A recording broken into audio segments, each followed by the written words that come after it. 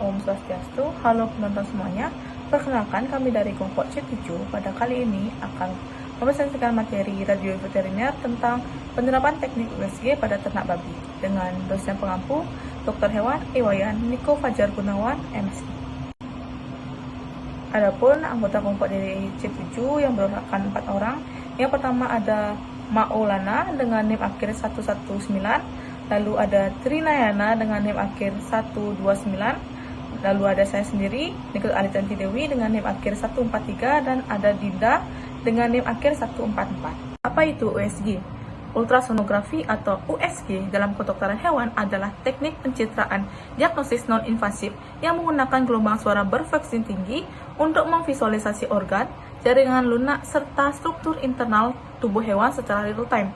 Metode ini memungkinkan dokter hewan menilai kondisi fisiologis maupun patologis tanpa prosedur bedah, sehingga menjadi alat penting dalam pemeriksaan reproduksi, evaluasi organ abdominal dan toraks, pemantauan kehamilan, serta penunjang diagnosis berbagai penyakit pada hewan kecil maupun besar.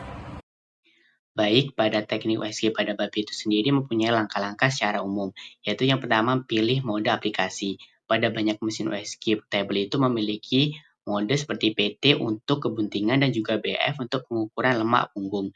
Kemudian sebelum memulai pemindahan, pastikan telah memilih prop yang sesuai dan juga frekuensi yang sudah diatur. Kemudian persiapkan babi, pastikan babi ini tenang dan juga berada pada posisi yang tetap. Kemudian oleskan gel pada kulit dan juga prop USG.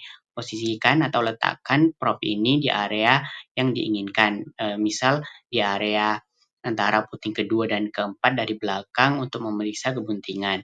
Dan untuk interpretasinya, apabila muncul kantong berisi cairan berwarna kehitaman, maka akan dipastikan positif kebuntingan.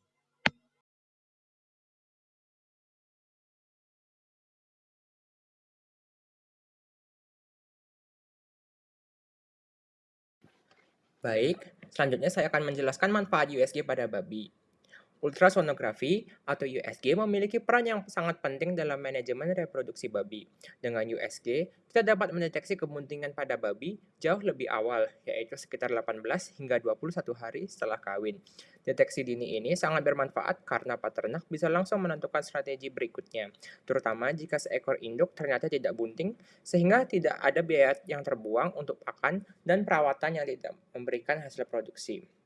Selain itu, USG juga memungkinkan pemantauan perkembangan fetus secara real time. Kita bisa melihat jumlah calon anak babi, memastikan pertumbuhan berjalan dengan baik, serta mendeteksi adanya kelainan reproduksi seperti resorpsi embrio atau infeksi pada uterus. Karena prosedur ini non-invasif, USG aman dilakukan tanpa menimbulkan stres berlebih pada induk maupun fetus. Dampak positifnya bagi peternak sangat besar. Dengan meningkatnya keberhasilan kebuntingan, jumlah anak yang lahir sehat juga lebih banyak, sehingga produktivitas ternak menjadi lebih tinggi. Peternak dapat mengelola pakan dan kandang secara lebih efisien, memperkirakan hasil panen dengan lebih akurat, dan pada akhirnya meningkatkan keuntungan usaha. Jadi, USG bukan hanya alat diagnostik, tetapi juga investasi penting untuk mendukung kesejahteraan hewan dan profitabilitas peternakan babi. Selanjutnya itu kesimpulannya di mana penggunaan ultrasonografi pada babi memberikan nilai praktis yang sangat besar dalam manajemen reproduksi dengan langkah pemeriksaan yang sederhana, mulai dari pemilihan mode aplikasi, penggunaan prop yang tepat, penempatan prop di area prop bawah, hingga interpretasi kantong ketuban.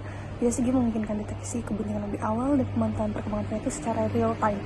Keunggulan ini membantu mengurangi biaya pemeliharaan betina non-produktif, meningkatkan efisiensi pakan dan kandang, serta mempercepat pengambilan keputusan breeding. Selain itu, USG mampu mengidentifikasikan masalah reproduksi seperti resorpsi embrio atau piometra, sehingga angka kegagalan kebuntingan dan kematian perinatal dapat ditekan. Dampaknya adalah produktivitas yang meningkat, lebih banyak anak babi yang lahir sehat, dan prediksi produksi yang lebih akurat. Sekian presentasi dari kami. Jika ada kekurangan dalam presentasi kami mohon maaf. Saya tutup dengan para sampai.